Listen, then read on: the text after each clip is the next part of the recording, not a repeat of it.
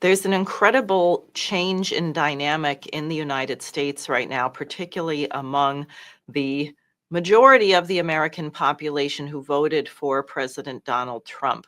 I was at two different events in the last 4 days. One, a rally, an outdoor kind of Trump train rally, where we were getting out literature, organizing, and for a change, there was not one single Israeli flag. In fact, one person all decked out in her Trump gear came up to me and said, "I don't want to hear a word about Israel. They've taken up, they're controlling this administration," something like that. And the attendance was maybe less than half of what it had been at the peak of the campaign. Another event I spoke at last night, a sort of Second Amendment, personal freedom group, again, attendance somewhat down from the time of the campaign, and most people expressed a sense of bewilderment, which I think can be best summed up from two quotes from President Trump. The first, which I'll read, is from May of 2024 regarding Joe Biden's bombing of Yemen. Trump said, quote, "I think it's a failed mentality. It's crazy. You can solve problems over a telephone. Instead, they start dropping bombs. Recently, they're dropping bombs all over Yemen. You don't have to do that." Compared to what President Trump said at the White House last night, quote, "The Houthis are looking to do something. They want peace because they're getting the hell knocked out of them. It's been very strong. I can only say that the attacks have been very successful, even beyond our wildest expectations. We've hit them very hard, and we're going to do it for a long time. We're going to keep doing it for a long time." If people wanted that, they would have voted for Kamala Harris, and they're wondering what the heck is going on here. So in the second case where I was an invited speaker, I read people from the Russian Foreign Minister Lavrov's press conference or interview on Channel 1 television from March 25th, where he was very clear, one, that the United States, Washington under President Trump, is the only entity which can resolve the Russia-Ukraine war, and that the United States understands that Russia needs guarantees because the Ukrainians have violated everything, while the Europeans vehemently object to this, to the point of the European Union pledging to come up with 800 billion euros, Germany violating its own debt break to prepare to go it alone for a hostile relationship, really war with Russia, which obviously will be catastrophic, will bankrupt them, etc.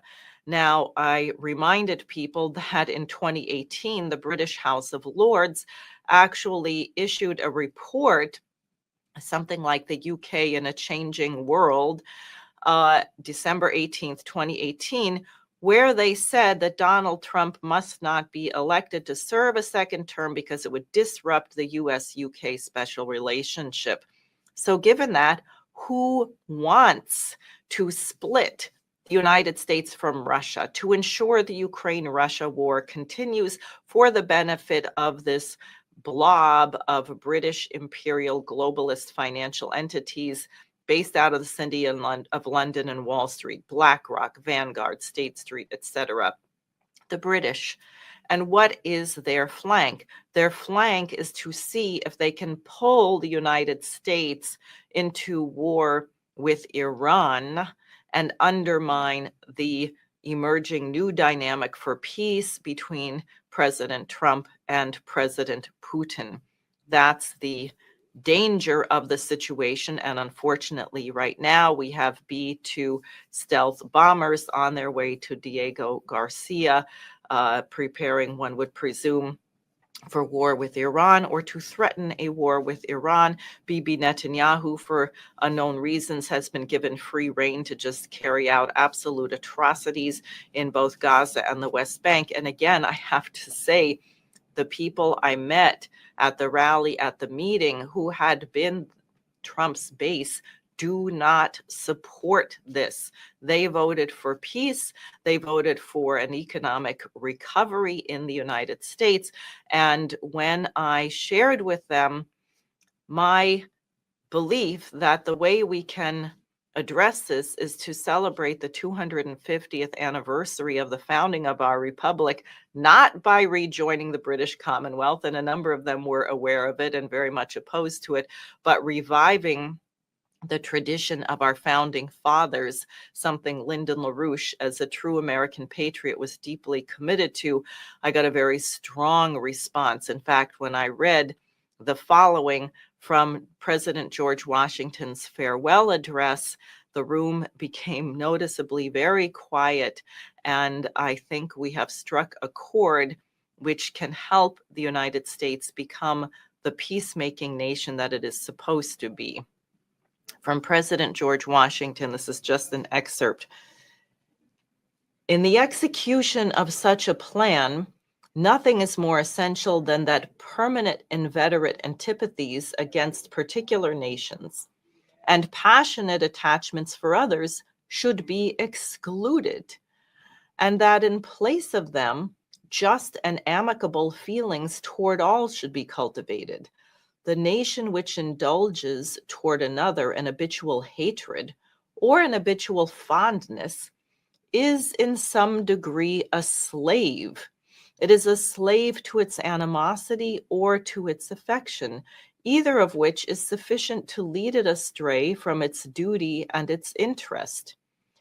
Antipathy in one nation against another disposes each more readily to offer insult and injury, to lay hold of slight causes of umbrage, and to be haughty and intractable when accidental or trifling occasions of dispute occur. Hence, frequent collisions, obstinate, envenomed, and bloody contests. The nation prompted by ill will and resentment sometimes impels to war the government, contrary to the best calculations of policy. The government sometimes participates in the national propensity and adopts through passion what reason would reject. At other times, it makes the animosity of the nation subservient to projects of hostility, instigated by pride, ambition, and other sinister and pernicious motives. The peace often, sometimes perhaps the liberty of nations, has been the victim.